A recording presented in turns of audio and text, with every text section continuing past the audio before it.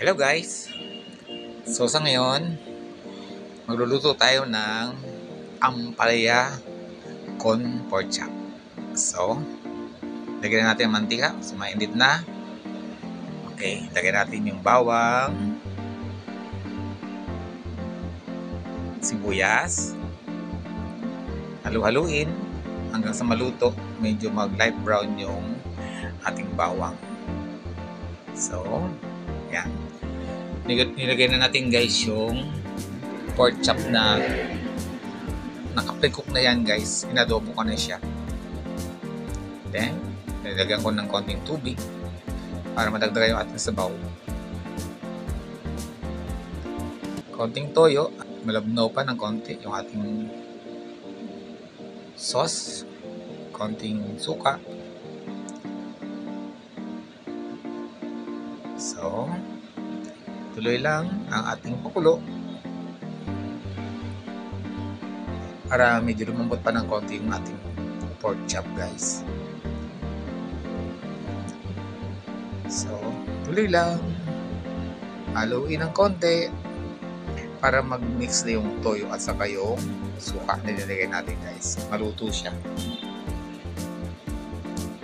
Kasi kailangan din natin matuto yung suka para mabawasan yung asim niya. So, yan.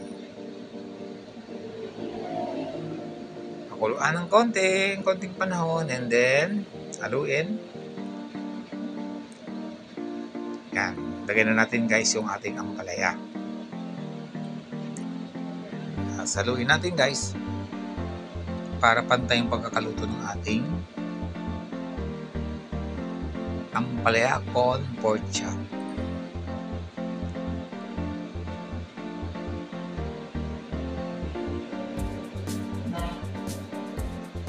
So, yan guys. Tuloy lang ang ating pagluluto. Ayan, tinakpan natin guys para tuloy ang mapantay yung pagkakaluto ng ating ampalaya con pork chop. Pagkasa ako guys nagluto ng ampalaya, hindi masyadong luto. Yung medyo crispy pa siya. Hanggat maaari nga guys, parang half cook lang ang dating niya. So yan. Haluin natin para tuloy mapantay yung pagkakaluto guys. So, ito na guys yung ating ampalaya con pork chop. And I hope na nagustuhan nyo guys ang aking menu for today na galing na sa ating vegetable garden. Ang ating ampalaya con pork chop. Maraming salamat guys sa inyong patuloy na panonood ng aking vlog. Have a nice day guys. God bless everyone and bye-bye time.